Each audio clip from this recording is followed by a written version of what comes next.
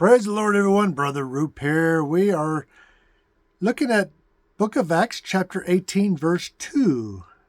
Book of Acts, chapter 18, verse 2. We finished chapter 17 not too long ago. We are chapter 18. Chapter 18, verse 2, that's kind of a historical verse. It's what we call a historical marker. For historians, that's what we call it. It's a part of the scriptures that mark a date. That's because we can, we read what the verse says, and then we could check with secular historians and see what date they put to that event.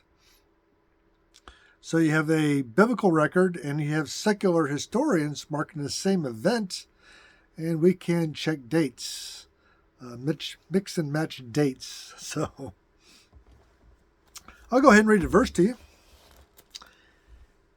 It's verse 2. It says, "And found a certain Jew named Aquila, born in Pontus, lately come up from Italy with his wife Priscilla, because that Claudius had commanded all the Jews to depart Rome, and came on to them." So Paul left Athens, kind of in a hurry, as usual. And he went to Corinth, where he was going to start a great church there. And he actually later on wrote 2 letters to the church at Corinth called 1st and 2nd Corinthians.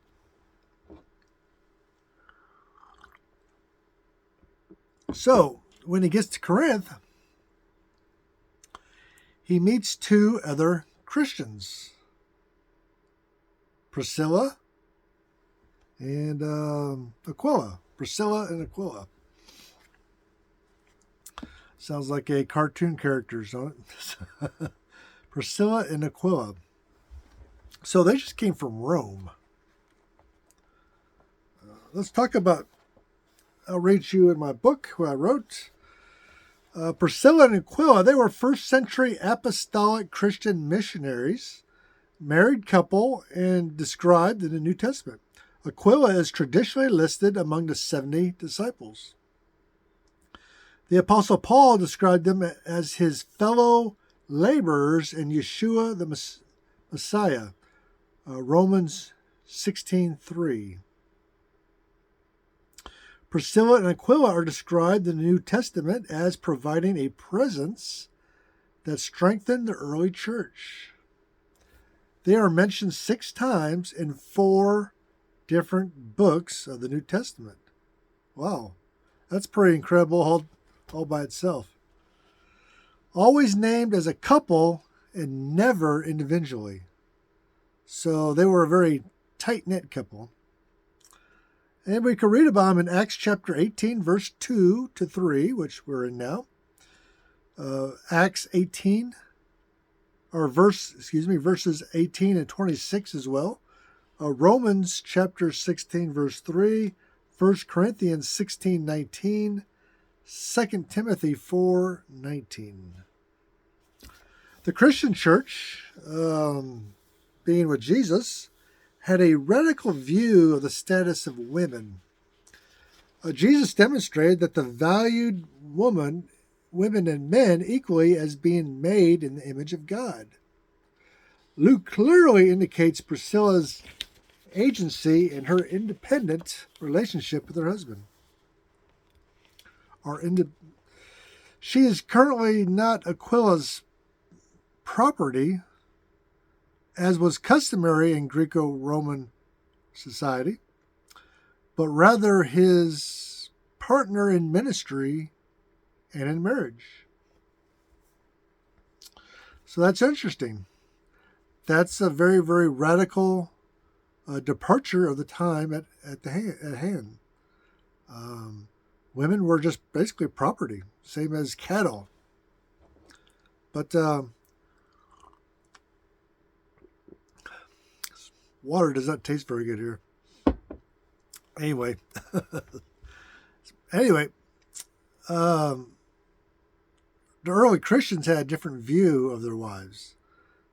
They had a view as being partners in marriage and in ministry. And Priscilla and Aquila really modeled this. So Priscilla and Aquila were tent makers, as was the Apostle Paul. We read that in Acts chapter 18, verses 1 through 3, Acts 20, 33 to 35, Philippians chapter 4, verses 14 through 18. Priscilla and Aquila had been among the Jews expelled by Rome, by the Roman Emperor Claudius, in the year 49, as written by the Roman historian Suetonius. They ended up in Corinth, in Greece. Paul lived with Priscilla and Aquila for approximately 18 months. How would you like to have the Apostle Paul as your homemate or a guest in your home? That'd be pretty awesome. The couple then started out to accompany Paul when he proceeded to Syria, but stopped at Ephesus. Tradition reports that Aquila and Priscilla were martyred together there.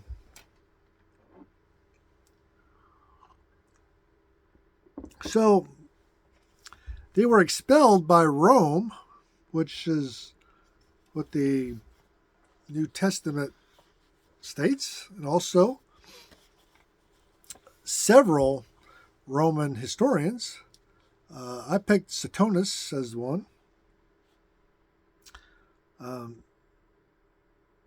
Difficulties arose when Suetonius relates the following account during Claudius's reign. Since the Jews constantly made disturbances at the instigation of Christ, he expelled them from Rome. So Luke's passing comment in Acts chapter 18, verse 2, which is where we're at, aligns closely with Suetonius' record. Quote, and he, Paul, found a certain Jew named Aquilus, a native of Pontus, who was recently arrived from Italy with Priscilla, his wife, on account of Claudius commanding all the Jews to leave Rome. Paul, unquote. Paul's first encounter with Aquilus and Priscilla can be dated to around 49 AD, based on Acts chapter 18, verse 12, and the Galileo inscription, as well as the chronological marker in Acts chapter 18, verse 11. So you have Suetonius, the Roman historian, and the Apostle Luke, who wrote the book of Acts, both agree upon the reason Priscilla and Aquila left Rome, and why. That's because the Christian church in Rome, which started just after the day of Pentecost, at the day of Pentecost in Jerusalem, about 33 AD, you had devout Jews from around the Mediterranean area in Jerusalem. And when they got saved, they all went home. Different parts of Mediterranean started churches by just telling people their testimonies. Their testimonies of what happened to them in Jerusalem. And so the church in Rome started weeks, maybe a month after the day of Pentecost in Acts chapter 2. So Aquilus and Priscilla were a part of that church about 49 AD, which is about 18, 19 years after the resurrection of Jesus Christ. So they might have been, if they weren't founding members of the church, they joined not long afterwards. But the problem is that church was preaching Jesus Christ as the Messiah, ran afoul of the Jewish population in Rome. And so the Jews rioted in Rome and forced Emperor Claudius's hand, and he expelled all the Christians. So now some went in hiding because the church did not just stop. A lot of Christians went hiding. A lot of Christians left.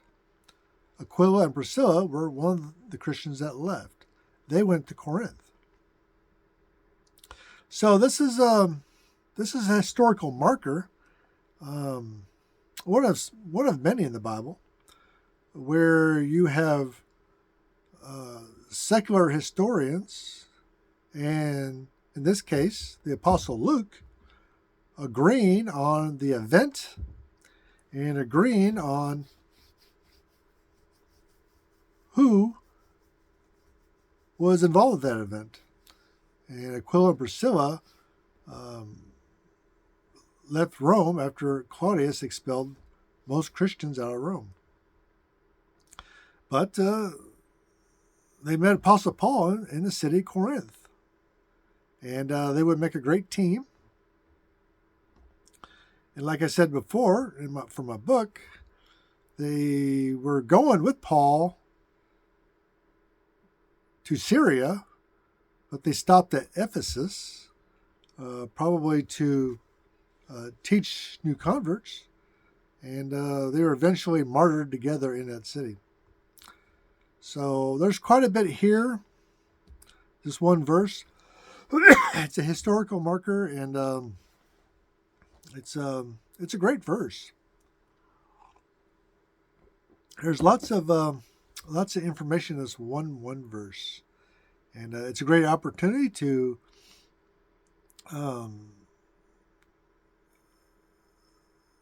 check on the historical value of the secular historians, but also noticing that Apostle Luke was correct with his names and dates and events, and that makes the book of Acts quite a historical record all by itself.